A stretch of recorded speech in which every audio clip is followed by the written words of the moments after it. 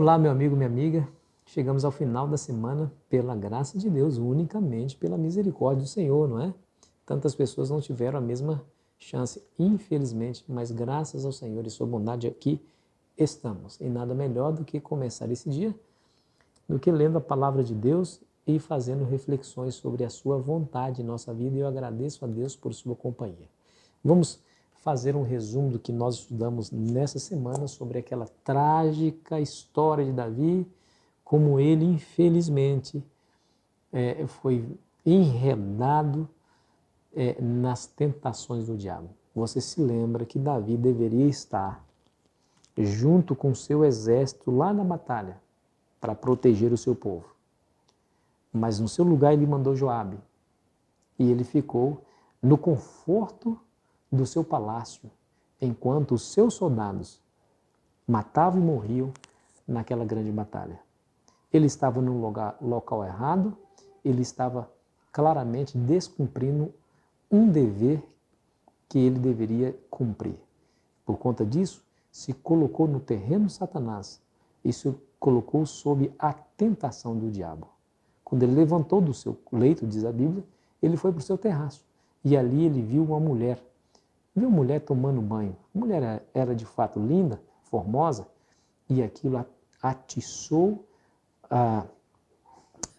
as paixões mais baixas que um ser humano pode ter. No caso de Davi, atiçou aí a sua cobiça. E ele logo começa a perguntar, quem é aquela mulher? E alguém lhe disse, é a esposa de Urias. Urias é meu soldado. Só que eu vou aproveitar aqui que ele está lá na guerra e não está junto, chama aquela mulher para cá. E o servo foi lá e trouxe Batseba, e diz a Bíblia que ele se deitou com ela, cometeu um pecado. E ele tentou de todas as maneiras esconder, mas você já sabe que é impossível esconder de Deus. A Bíblia fala que todas as coisas estão nuas e patentes aos olhos daquele a quem devemos prestar contas. Deus vê todas as coisas, Ele pode enganar as pessoas. Eu vou repetir o que eu disse aqui nos dias anteriores. Nós podemos enganar um grupo de pessoas por algum tempo, mas nunca enganar todas as pessoas por todo o tempo. Mais cedo ou mais tarde, a verdade vai ser revelada. Não há nada que é feito oculto que não é revelado à plena luz do dia. E diz a Bíblia que Davi tentou esconder, chamou lá Urias, porque ela estava grávida, chamou lá Urias para que deitasse com a sua mulher e ele entendesse que aquele filho era dele. Não deu certo. Urias tinha um caráter diferente do de Davi. Ele era honrado. Ele era um homem honrado, então ele não foi. Davi preferiu ficar lá no seu palácio, enquanto seus soldados estavam morrendo lá na batalha. Urias, quando ouviu a ordem do rei, vá para sua casa deitar com sua mulher, assim, como eu posso fazer isso? Sendo que os meus companheiros e o meu comandante Joabe está lá habitando o ar livre, como que eu poderia entrar dentro de casa e deitar com a mulher? Não, tão certo como vive o Senhor, não farei tal coisa. Que honra, né? Davi, desesperado, tentou embriagá-lo, ele mesmo assim não foi, e aí ele planejou a morte daquele pobre homem, colocando-o na frente da batalha, onde o conflito era mais acirrado, e o deixou sozinho, e ali ele morreu. Ele pensou, ninguém vai saber disso. Agora eu posso tomar essa mulher, porque é uma viúva, está livre e desimpedida, eu posso me casar com ela. Mas Deus sabia, não é?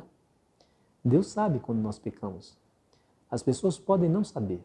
As pessoas podem olhar para nós e ver em nós autenticidade, pode ver em nós inocência, mas Deus vê o coração.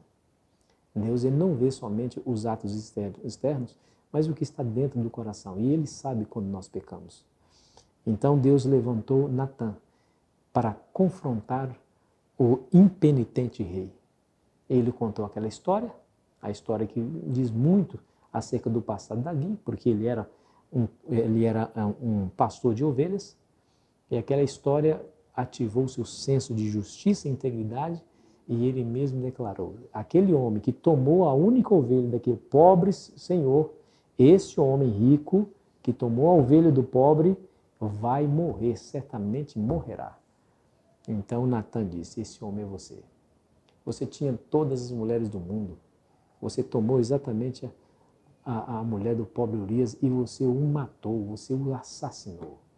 Davi, ele não escondeu, ele não amenizou, ele não desculpou o seu pecado. Ele diz, pequei contra o Senhor. Mas o pecado foi contra Urias, contra Batseba, mas ele disse, eu pequei contra o Senhor, porque assim, em última instância, o nosso pecado é contra Deus.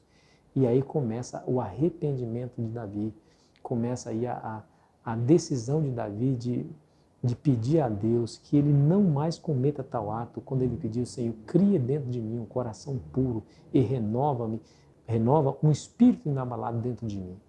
E aí ele pôde experimentar o perdão de Deus e ele pediu, inclusive, que se isso fosse uma realidade, se ele fosse purificado, se ele fosse perdoado, ele poderia experimentar o júbilo e a alegria da presença do Senhor e poderia abrir os seus lábios para falar aos pecadores. Quantas coisas nós aprendemos, né? Muitas, muitas lições. Mas eu gostaria de deixar com você esse texto da lição de hoje que diz assim, ó, em todos os séculos, milhares dos filhos de Deus, quando traídos pelo pecado, têm se lembrado do arrependimento e da confissão sincera de Davi, e essas pessoas têm encontrado ânimo para se arrependerem e para andar novamente no caminho dos mandamentos de Deus. Todos aqueles que se humilharem em confissão e arrependimento, como fez Davi, podem ter certeza de que existe esperança para eles. O Senhor nunca rejeitará uma pessoa verdadeiramente arrependida. Que texto maravilhoso, tá vendo? Assim como Davi, amigo, foi perdoado, eu e você também podemos. Afinal de contas, não é somente Davi que gozava do amor de Deus. Deus não amava mais a Davi do que qualquer outro ser humano. Deus não ama mais Davi mais do que ama você. O Senhor Deus nos ama de maneira igual. Não há preferidos para o Senhor. Não há prediletos para Ele. Deus ama você assim como amou a Davi, e Ele também demonstra a você e a mim a mesma misericórdia, a mesma bondade e disposição em nos perdoar se nós o buscarmos como Davi nos buscou. Meu amigo, minha amiga, deixa eu dizer uma coisa para você. Deus, ele espera que eu e você, depois de termos caído, Ele espera que nós reconheçamos o nosso pecado.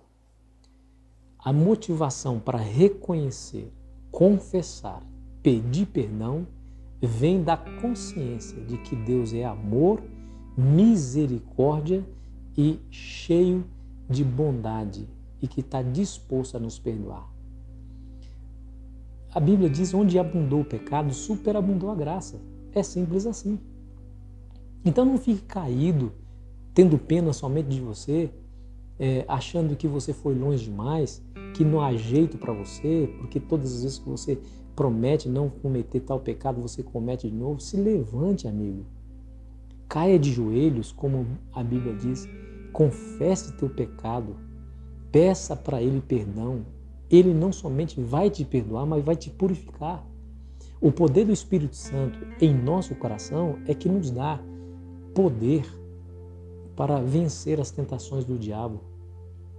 Essa é a grande diferença daqueles que vencem e aqueles que são derrotados espiritualmente. É encarar em Deus a solução do seu problema e é encarar que Deus está disposto a lhes dar o perdão muito mais do que eles queiram pedir tal perdão. Que essa semana tenha servido para você como um alento, como uma mensagem de esperança para você que precisa de perdão e de misericórdia. Que Deus te abençoe, meu amigo, que a paz do Senhor Jesus lhe encontre. Quero orar com você. Querido Deus e Pai, nas Tuas mãos queremos entregar mais uma vez a nossa vida e suplicar o Teu perdão, a purificação dos nossos pecados e o poder para não cometer novamente tal pecado. Nos ajude, Senhor. Pedimos humildemente, em nome de Jesus. Amém. Foi muito bom estar com você, meu amigo e minha amiga. Semana que vem, ou seja, amanhã, né, começaremos uma nova jornada espiritual e espero você ansiosamente. Aproveite bem a sua sexta-feira. Tenha um ótimo final de semana na presença de Deus.